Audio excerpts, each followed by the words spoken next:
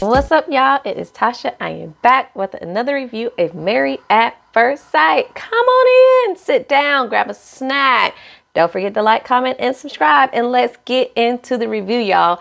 This episode was really good for me, so I have a lot of notes. So I'm going to try to make it as quick as I can. But also, we got some stuff to talk about, y'all. So I got water just in case, throat get a little dry because we got a lot to discuss, y'all.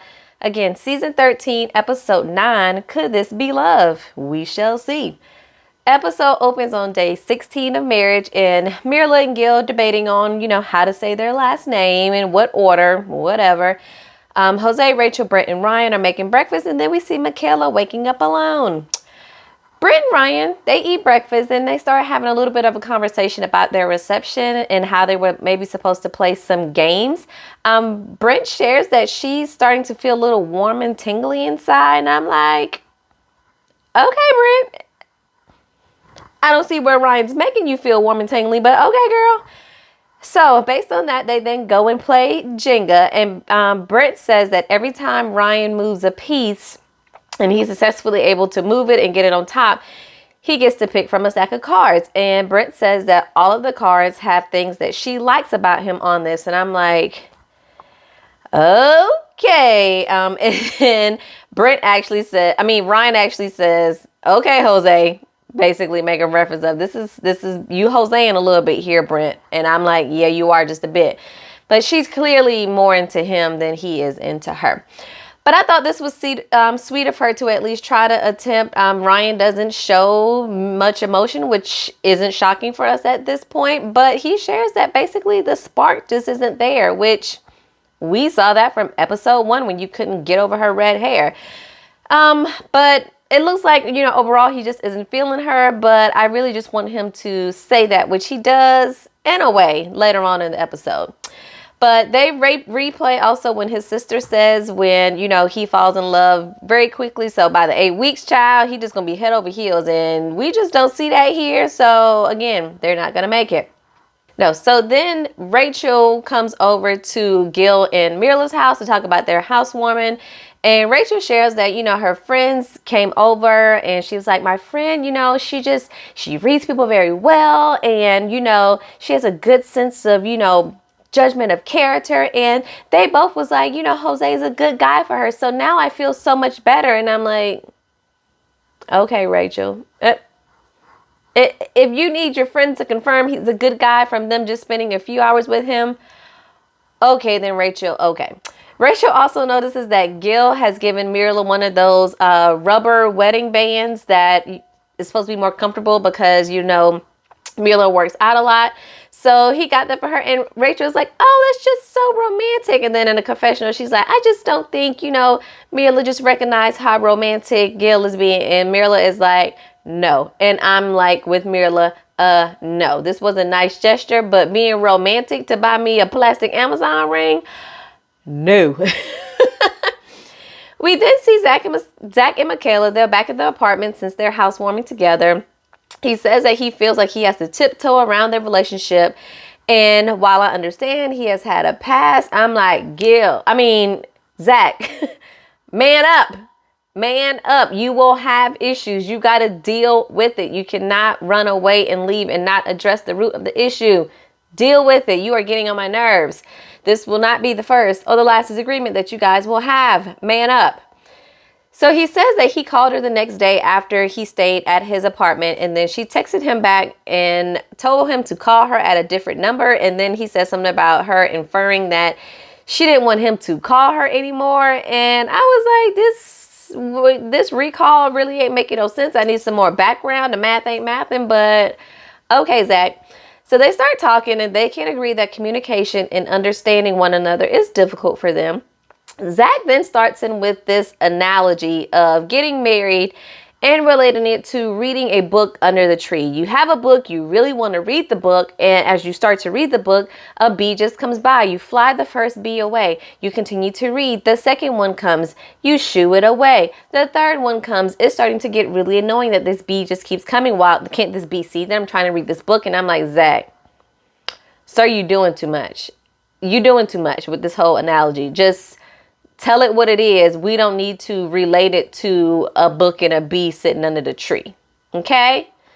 Okay, sir? And Michaela is looking at him the same way I'm looking at him. Like, where are you going with this? What is the point in all of what you're saying? Because right now, I'm having a hard time connecting the dots. But eventually he says, basically, Michaela is the bee, and they just keep having these situations, and she keeps reacting the same way. She says, well, have you ever gone to the hive to see the source of the problem? And I'm like, good one, Michaela. Bring it back full circle if you just must stick with this analogy. But she's like, yes, I've had these reactions, but have you thought about what has caused these reactions? And I'm like, good point, Zach. You cannot just, while I agree that her reactions to these situations were a bit much, Zach, you can't, people don't react to things that are not there. So you have to recognize what part you're playing in that, and then what adjustments maybe you need to make with yourself to maybe lessen or avoid those reactions. Not that you can stop it, because she's her own person and she has to work on that internally, but also seeing how you are contributing to the situation. You have to look at that, Zach, as well. But she says that, this is a new relationship. We need to figure each other out. And he says, we just have fundamental differences on how we handle conflict.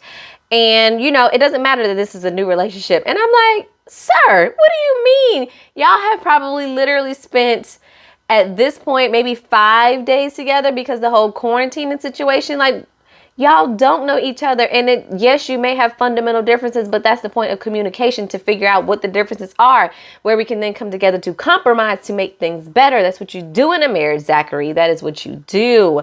But he's getting on my nerve, because I'm like, you overthinking this, and then you starting to get a little elevated and a little aggressive, but yet you just want to talk about how Michaela reacts to things, but not how your reaction right here is in this moment, sir. So I really think his past experiences from his other relationships are really bleeding over into this relationship. But he then asks if, she has any questions, comments, or concerns. And I'm like, are you the manager reprimanding the employee, or is this a relationship here, Zach? I'm not understanding. But, I'm down to give Zach and Michaela equal smoke about, how they're behaving in this situation. But she was hot-headed and wrong, and Zach is really dealing with the after effects of this all wrong. Where Michaela is trying to make it right, he just can't let it go. So both of y'all doing team too much. But he says that, he wants to work it out, but again, his actions say that he's going to run. Michaela says that she agrees with him, and Zach says, well, what do I need to do to work on? What am I doing wrong? She says, you could talk to me. Try that. Just communication. That would be great. So he says, good, but his body language and everything to me looks pretty defeated and like he's already checked out at this point in their conversation.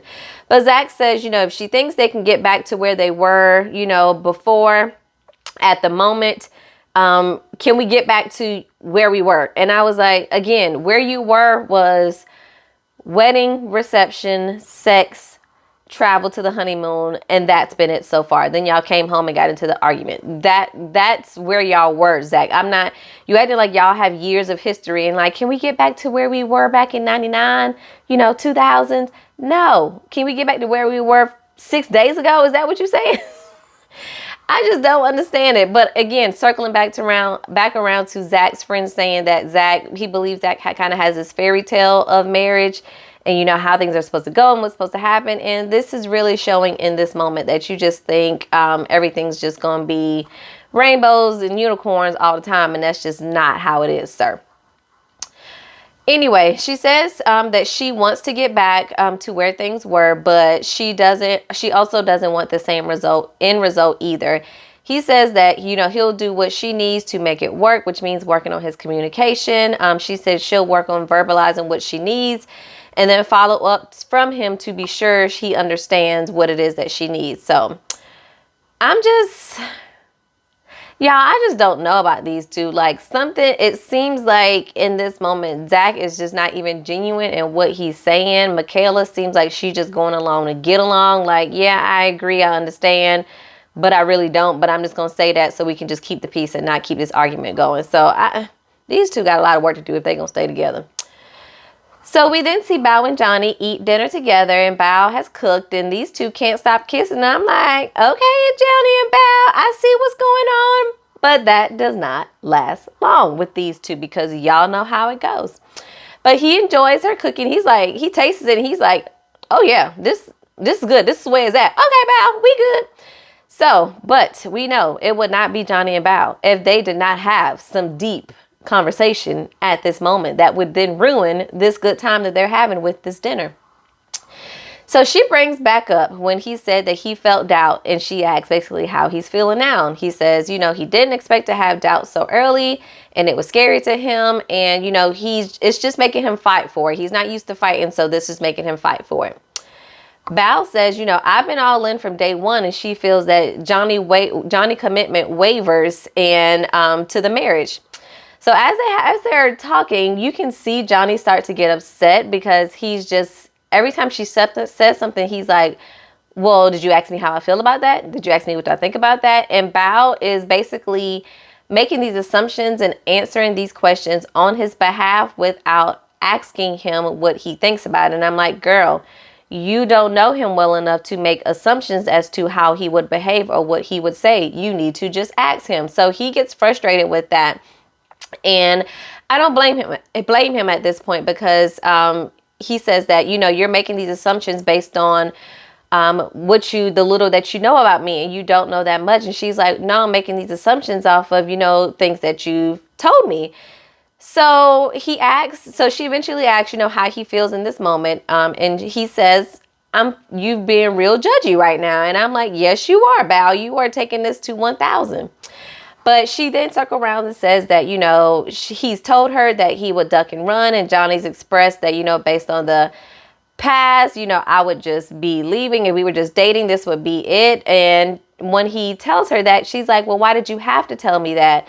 And Johnny was like, well, I'm just trying to be honest and tell you what I think and what I feel. And at this particular time, Bao can't really handle the honesty. She wants to hear the good things, but she does not want to hear when he's not so happy. But I do feel that Johnny is trying to make a difference in how he handled his past relationships, as far as trying to talk about what he's concerned about and trying to work it out, because he can't just swipe right like he did.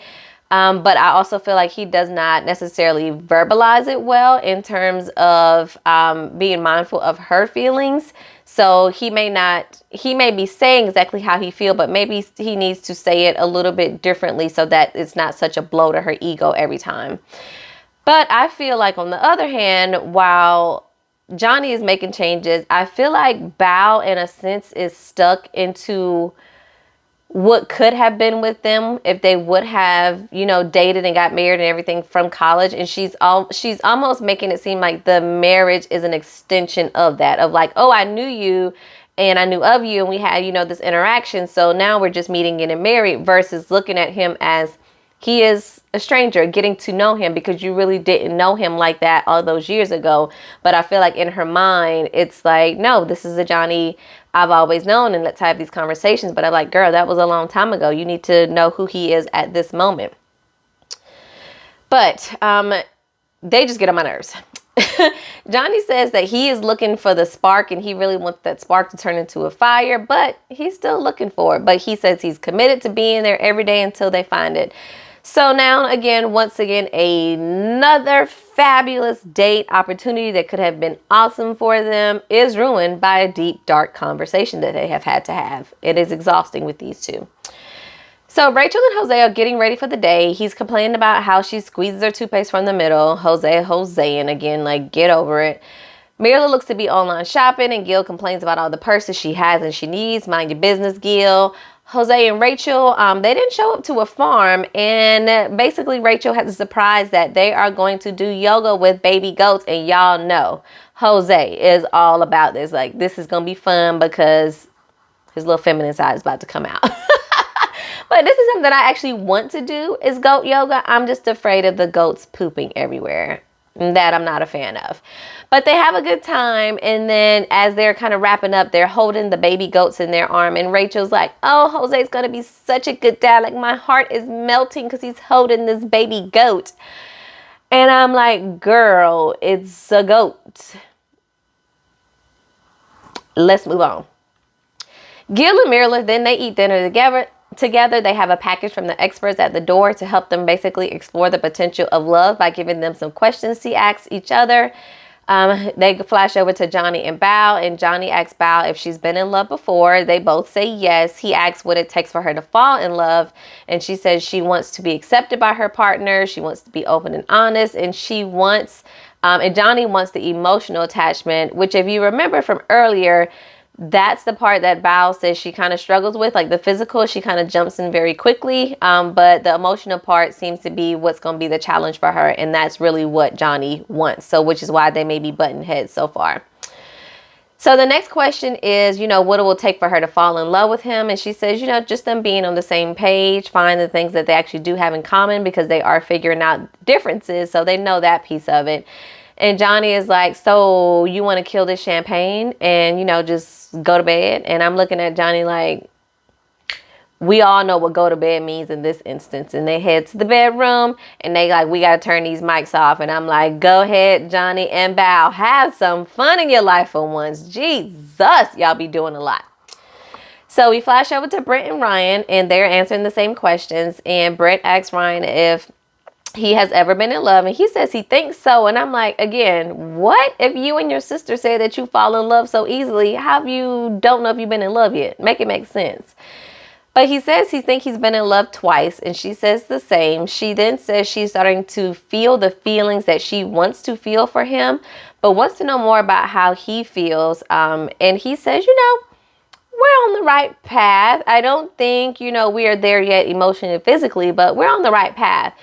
He says he doesn't know what it would take for him to fall in love, but because he is still waiting to feel things, and it's slower than he might have anticipated. And I'm like, from what we've seen thus far, Ryan, what are you doing to help move this situation along? You don't seem into this girl, so I don't understand how you think you guys would be further along and it's going a little slow when it doesn't seem like you are putting in much effort to actually move things along and to show this girl that you like her. Anyway, he says that sometimes, with his past relationship, his partner has fallen first. And then he has basically waited too late. So by the time he has come around and decide that he wants to stick around, he loves this person, it's too late. And the other person is tired of waiting for him. And basically the relationship just ends. So I'm like, interesting. Mirla and Gil answer the same questions. They both have been in love before. She says that she needs him to be more actionable because actions speak louder than words for her to fall in love with him. And I agree. That is big for me as well. Mirla says that, she's very level-headed, which I think is good because she really talks about, really thinking about stuff and letting really her mind lead. And I really want her to find a healthy balance of her mind and her heart leading, to where she doesn't overthink things and then she does not go on maybe what she feels is right, but she tries to be so rational in it. So I want her to figure out a balance between that. Gil says that, he's going into the direction of falling in love with her. And I'm like, okay, Gil, if you say so. We go to Jose and Rachel, and she says that basically she needs more understanding and listening to fall in love with Jose. She asks, what can he be doing actively to fall in love in this relationship? This one. And of course, Jose, he's perfect. He's like, I think I'm doing everything.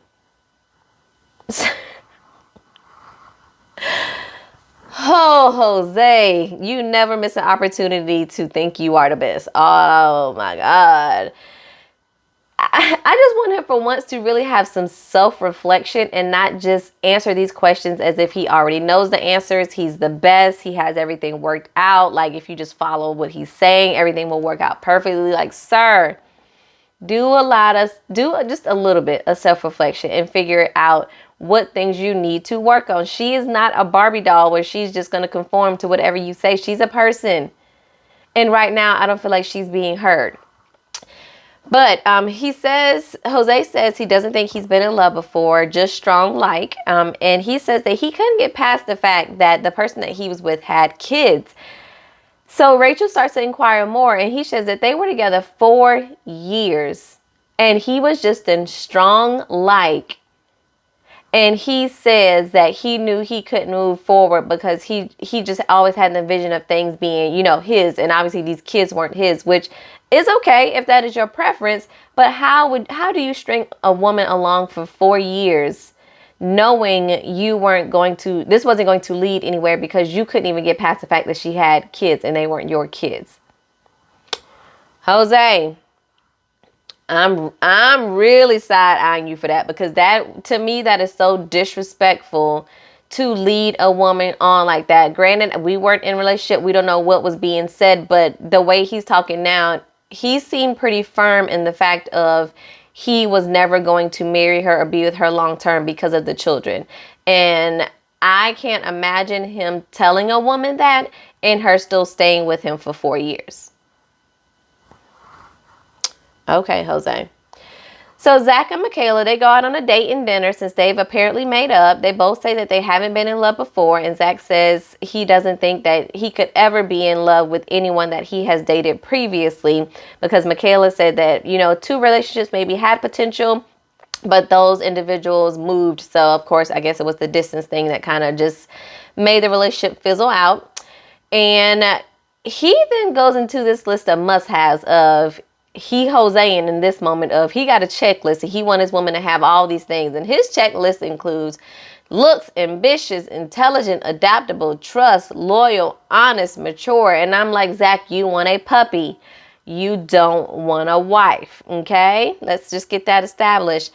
A woman is not going to check all of the boxes. In any relationship, nobody is going to check all of your boxes. We are people. We are human. It's not going to happen. You may get 75% of what you want. The other 25, you're just going to let it go and deal with it. That's just not, Zach, come back down to reality, sir. But Michaela says that she thinks she had some feelings, that they could maybe fall in love a couple weeks ago. And I'm like, girl, that was sex. That wasn't feelings. That was the sex. No. She says that now her guard is up because of the things that they've gone through. And that she hopes that, Zach is in the beginning stages of, him following. Well, he says he hopes that in the beginning stages of him following love. Okay, whatever. Zach says it's the perfect date night for him. And I'm like, okay, hearing you and Jose go, I don't know where y'all get y'all perception of marriage from and why everything is supposed to be perfect and laid out and, go like a Disney movie. But this is real life. This is not Cinderella. Cut it out. So now we see the experts have challenged the couples to plan a special date night for each other in hopes to igniting the spark in them. So Rachel gets home with pizza and Jose asks, what is something she doesn't have that she's always wanted? And she's like thinking like, a Porsche maybe? And he's like, coasters. And we're like, yay, coasters. Okay. So they create these like Scrabble like coasters together. And Rachel brings back up, how he hasn't been in love. And Jose brings back up the whole honeymoon topic of, if you remember the never have I ever cheated, and her and I believe it was Michaela drunk because they had cheated before.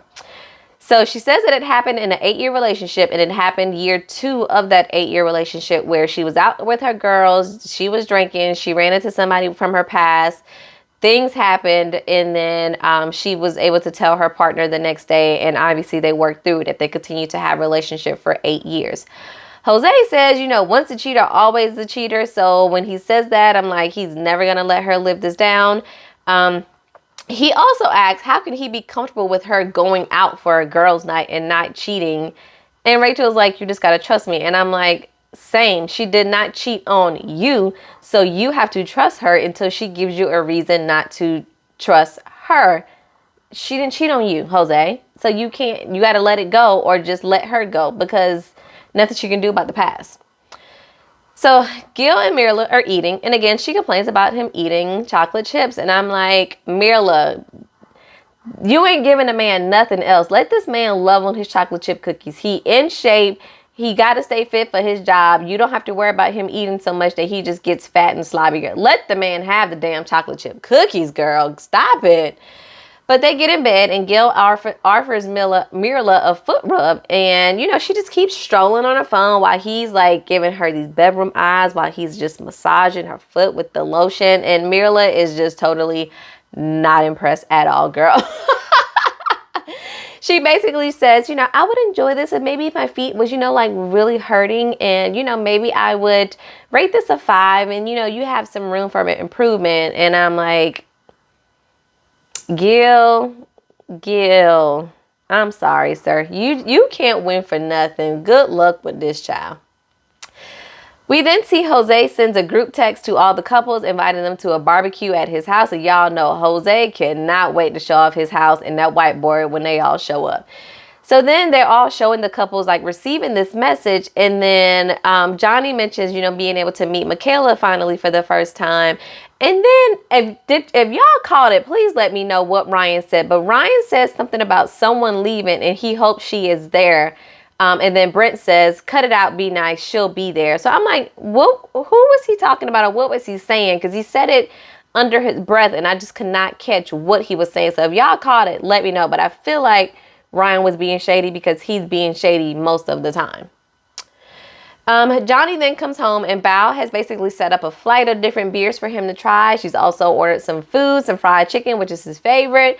And they're also going to play some darts, which is a really cute date night. It's like a little bar date night that she set up for him, which is so cute. So I was like, kudos, Bao, good job.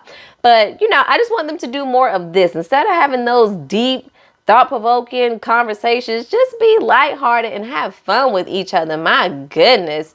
But we see that, they just, can't stop kissing each other. They just all over each other. And I'm like, well, what happened last night? Because y'all said y'all was, taking the mics off and drinking that champagne. So what was going in? And Bow's like, we may or we may not have consummated the marriage. I'm like, y'all got it in. And they was like, yeah, we both are very, very happy. And I'm like, okay, y'all finally just need to release that pressure. Just release it into the atmosphere, okay? So as they're playing the darts game, they then place a bet on if Johnny wins, then they get to do whatever Johnny wants to do in the bedroom that night, and vice versa if Bao wins. So they really enjoy each other playing the game, and it's so cute to see them just be lighthearted and have fun with one another. But Johnny ends up winning. So I'm like, I guess he'll be in charge of maybe some boring sex tonight, because we remember from earlier, Johnny's like, all I need is this, and I'm satisfied. I don't need nothing else. I'm not adventurous. So we then flash to the barbecue where all the couples are beginning to show up at Jose's house. And, Rachel is like, ooh, I could see myself living here. Just, bringing people over to my home. This is great. And Marila's like, this is the only second barbecue that I've probably been to, because I don't like going to other people's houses. And I probably won't ever be coming back here because this house is in the middle of nowhere. And I'm like, Mirla, as soon as I be giving you points and I'm on your side, you then turn around and say something condescending about people. Girl, you do not live in a deluxe apartment in the sky. Stop acting like you are just up here. Everybody else is down here. Cut it out, Mirla. Cut it out. Pipe down. But of course, once they all get together, Gil always got to start the conversation with being nosy about how things are going with other people and seeing if they are falling in love. So we basically hear all the couples kind of talk about what we've already heard them talk about individually with each other. And then Brent says that being around the other couples make her feel a little bit behind. And I'm just looking at them like, y'all just don't even look happy together. Like, can we just stop this where it is right now? But they go around and vote on which couple will say I love you first, and which spouse will say it first. And it was cute. And overall, Johnny and Bao seem to get the most votes. So we'll see if they're the first to say I love you. But they then break apart into smaller groups. So we see Gil, Mirla, Jose, and Brent together. We see Michaela, Rachel, and Bao together. And then we see Zach, Johnny, and Ryan together. So, and then I feel like somebody's missing. No, I think that's everybody. And then Rachel, she starts talking about how Jose talks a lot and having trouble listening, and shady producers then flip over to where Jose is with his group, and he is just going on and on and on. in on about every and anything with everybody else, and they're just looking at him like, my dude, shut up sometimes. Shut up. But Rachel says that, she thinks it's getting close to saying, I love you with him. And Bao is in a little confession about herself. And she's like, God, like Jose and Rachel, it's just too much. Like, it's just too much sometimes. And I'm just like, I agree, girl. It can be a whole lot going on with them with this kissing and touching. And oh my God, just pipe down a little bit. It's okay. Michaela then opens up to them a little bit, to the girls, and says that, she kind of fell hard in the beginning, but they've encountered some bumps, but they're working through it. They both say, each other is amazing, and they're hopeful that things will work out. So we'll see what happens. Bao shares that her and Johnny can both really be dominant. And Johnny says, we really relate on our core values. It's those little things that we cannot connect the dots on. And the way his mind works, he's like, 97% can be good, 3% can be bad. My brain automatically focuses on the 3% that's bad, not the other 97%. And I'm like, Johnny, you need to work on that, because that is a you problem. And you need to figure out why you can only focus on the negatives and not the positives. Ryan then opens up a little bit about the conversation he and Brent had, and talking about, other individuals, about the feelings he doesn't have for her. And then, she's in the other room talking, and she's like, I'm telling him, you need to like create these feelings. They don't just happen. Ryan is just waiting for like the heavens to open or whatever, to shine down to show him that he loves her or this is going somewhere. And I'm just like, you got to work towards it, sir. If you want it, you got to work towards it. If you don't, just leave. But he continues to say he's waiting for this spark. And I'm like, Brent, just move on, girl, because he ain't feeling you like that. Jose and Rachel, then when we see them again, they share that they have both told each other that they love each other. And I'm like, y'all love each other. It's been 2 weeks. If y'all say so. Okay. Zach comes home and he's playing a cute little date night with him and Michaela. They're having basically a Zoom call with a chef, and they're going to be able to cook some shrimp scampi together. So it seems that much of them are not really cooks. They can't even get, the proper amount of water in the pot to boil without the chef telling them what to do. So y'all may need to take a little bit more cooking classes. But they struggle to get the water. They get the noodles boiled. Michaela puts a gang of seasoning in the food because she can't gauge the seasoning.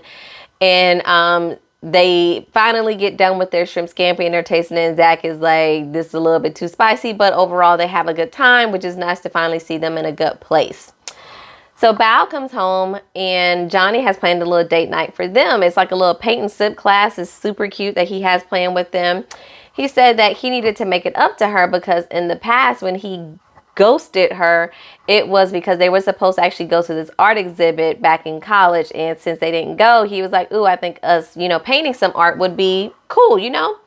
So they paint, and of course Bao is being overly critical of this painting, child. I'm just like, girl, it is just a painting, y'all having fun, don't nobody care. But she is being so analytical about it, and it is wearing thin on Johnny's patience. You can see it all over his face of like, I just wanted this to be fun, and she's just taking it so seriously, and she's taking the fun out of it. And I'm thinking the same way of Bao,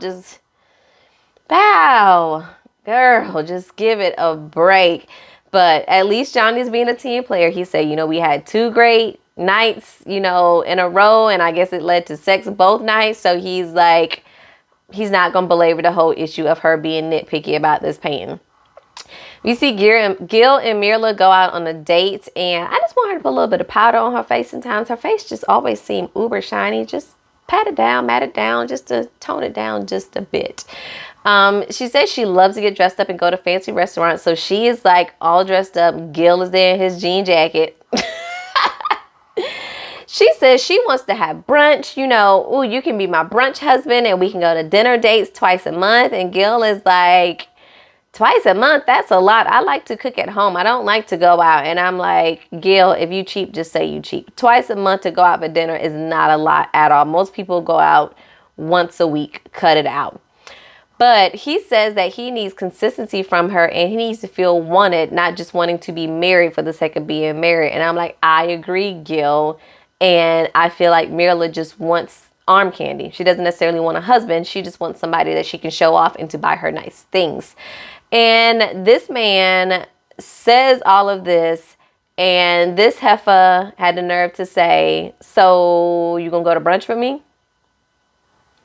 This man just tried to make a point of, I need you to, care about me. It could be a silhouette here, but I'm here. Like, I'm a real person. Ma'am, Mirla, child, I don't even know why you on the show. But anyway, that's how the episode kind of wraps up. Next week looks like it's going to get a little bit more spicy.